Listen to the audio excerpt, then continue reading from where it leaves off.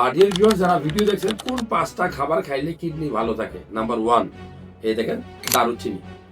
দারুচিনি মুখে রাখবেন, কিডনি ভালো থাকবে। নাম্বার 2, আপনার পেঁয়াজ, কাঁচা পেঁয়াজ খেলে কিডনি ভালো থাকে। তবে কাঁচা পেঁয়াজ খেয়েই মসজিদে যাবেন না, এটা মুখে গন্ধ করে, আমাদের নবীজি নিষেধ করছে।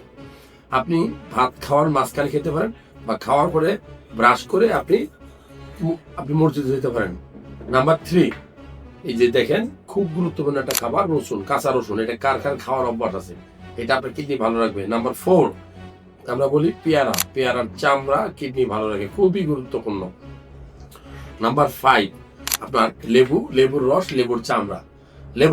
লেবুর ভিতরে যে সাইট্রিক অ্যাসিড থাকে, অ্যাসিডিক, তারপরে অ্যাসকর্বিক অ্যাসিড থাকে, এগুলো কিডনি ভালো রাখে। বিশেষ করে যাদের কিডনিতে পাথর হয়, লেবু খেলে সেই পাথর হওয়ার প্রবণতা কমে, কারণ এখানে সাইট্রিক অ্যাসিড আছে। সো যারা ভিডিওটা দেখছেন, আমি মনে করি যে লং, এই যে দেখেন লং, এলাচ, দারুচিনি, এগুলা মুখের মধ্যে রাখলেও আপনার কিডনি ভালো থাকবে। ভালো লাগলে এই তথ্যগুলা শেয়ার করুন।